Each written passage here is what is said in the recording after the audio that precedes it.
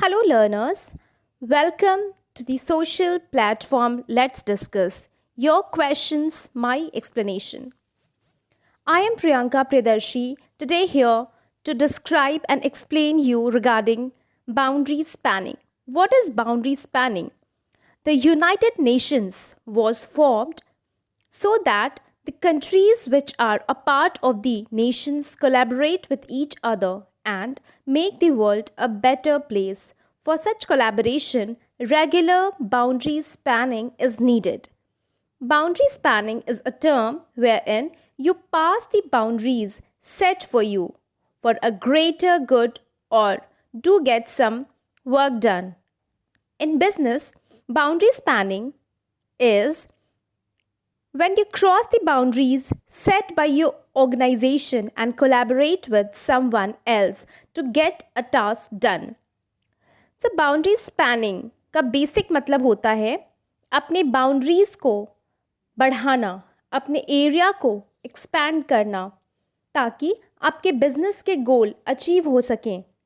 जो आप जहाँ तक आप पहुँचना चाहते हैं और जो आप पाना चाहते हैं उसको अपने बाउंड्री से पार जाके उसे अचीव कर सके, उसको पा सके, यानी कि अपने विंग्स को फैलाना। इन शॉर्ट हम कह सकते हैं कि बाउंड्री स्पैनिंग में हम अपने एरिया से बाहर जाके दूसरे के क्षेत्र में जाके अपने आप को एक्सपैंड करते हैं, अपनी बाउंड्रीज को फैलाते हैं और अपने टास्क को अकम्प्लिश करते हैं।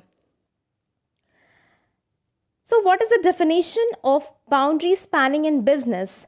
Boundary spanning is an effort within an organization that involves activity aimed at bridging one or more recognized organizational boundaries to facilitate the flow of information across such boundaries.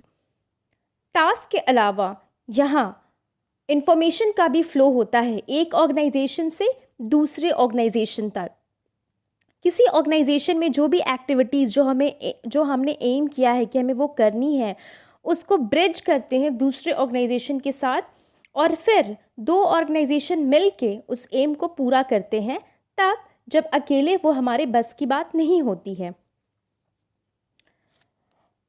इस picture में हम देख सकते हैं कि एक हमारा स्पेस है और एक किसी दूसरे ऑर्गेनाइजेशन का स्पेस है। स्पेस का कहने का ये मतलब है कि हमारे अपने लिमिटेशंस, हमारे अपने रिसोर्सेज, हमारी अपनी फाइनेंशियल पोजीशन जो है उसके अंदर रह के अगर हम काम करते हैं तो हम एक पर्टिकुलर गोल को अचीव करते हैं। लेकिन अगर हमारा एम थोड़ा बड़ा होता है तो ऐसा भी कर सकते हैं कि दूसरे के रिसोर्स को, दूसरे के इन टर्म्स ऑफ फाइनेंस हो, इन टर्म्स ऑफ इक्विपमेंट्स हो, in terms of human resource हो, हम दूसरे के क्षेत्र में जाके या दूसरे के दायरे में जाके उनसे मदद लेते हैं और अपने एम को कंप्लीट करने के लिए अपने रिसोर्सेज को बढ़ाते हैं। और इस सिचुएशन में क्या होता है, विन विन सिचुएशन होता है, क्योंकि एक कहावत है हमारे भारत में, एक से भले दो।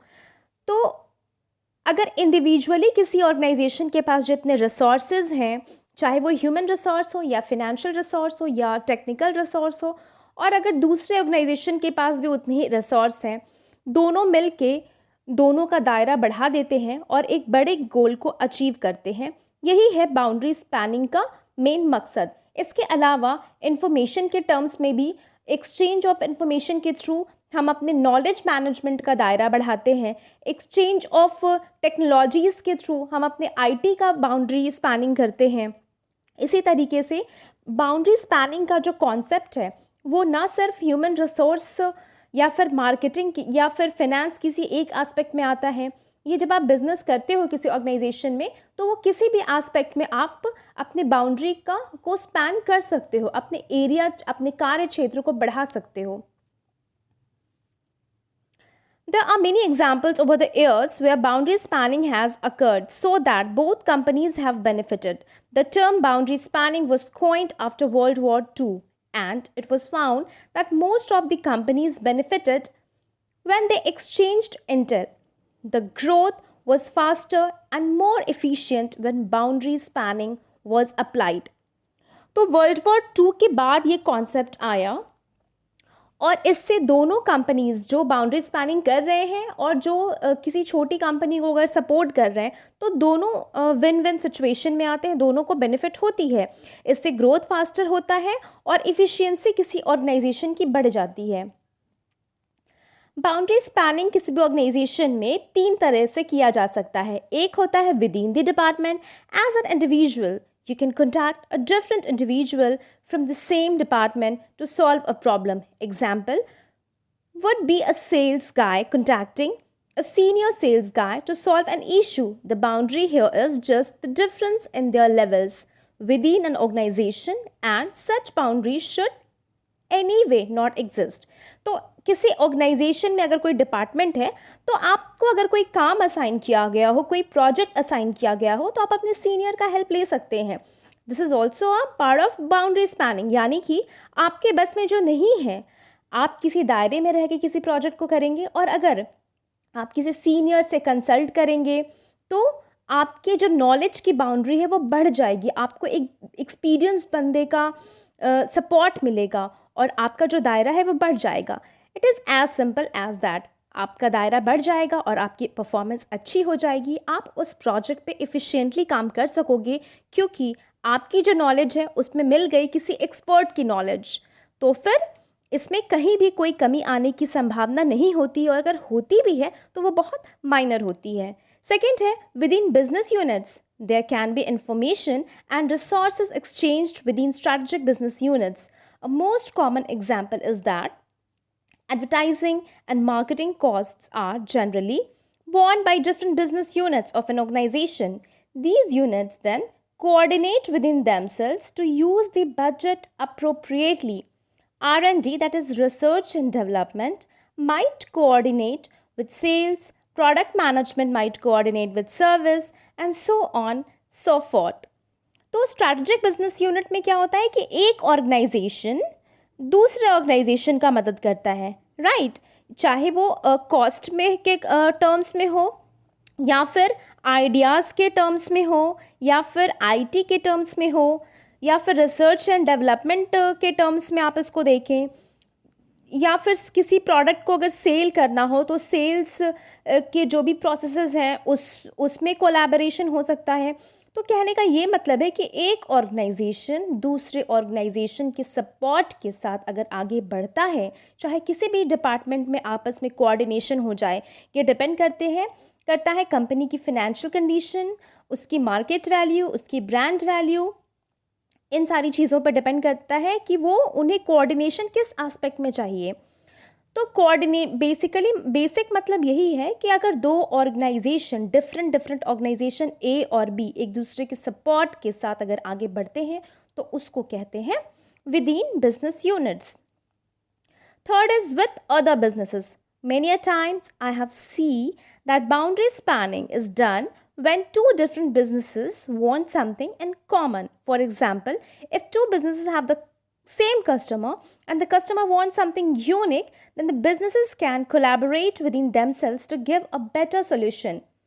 Same ways, cooperative advertising in terms wherein three different business entities are making.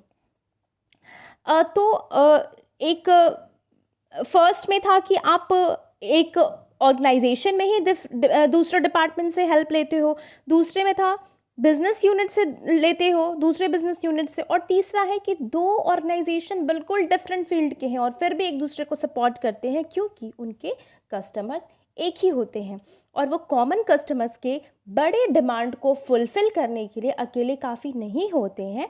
इसीलिए दोनों ऑर्गेनाइजेशन, अलग अलग ऑर्गेनाइजेशन ए और बी मिलके अपने कस्टमर्स को एक यूनिक प्रोडक्ट देने का वादा करते हैं और एक दूसरे के कंधे से कंधा मिला के आगे बढ़ते हैं, ऑर्गेनाइजेशन की इफ़िशियंसी को बढ़ाते हैं, प्रोडक्शन को बढ़ाते हैं, यूनिकनेस को बढ़ाते हैं और कस्टमर के डिमांड को फुलफ़िल करते हैं।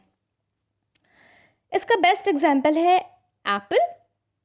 ये स्मॉलर ऑर्गेनाइजेशन है पर सेम रिसोर्सेज नहीं है इनके पास जो कि किसी बड़े ऑर्गेनाइजेशन के पास होते हैं, राइट?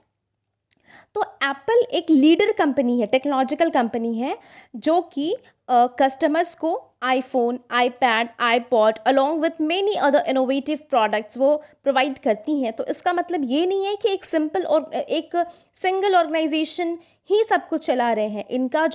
इनकी जो कंपनी है वो कई सारे कोलैबोरेशंस के थ्रू, बहुत लोगों के कोऑर्डिनेशन के, बहुत लोगों के सपोर्ट से ये ब्रांड का एक्सपेंशन करते हैं और एलैबोरेट करते हैं, और साथ ही साथ हर साल या फिर कहें तो बहुत फ्रिक्वेंटली एक यूनिक प्रोडक्ट अपने कस्टमर्स को प्रोवाइड करते हैं।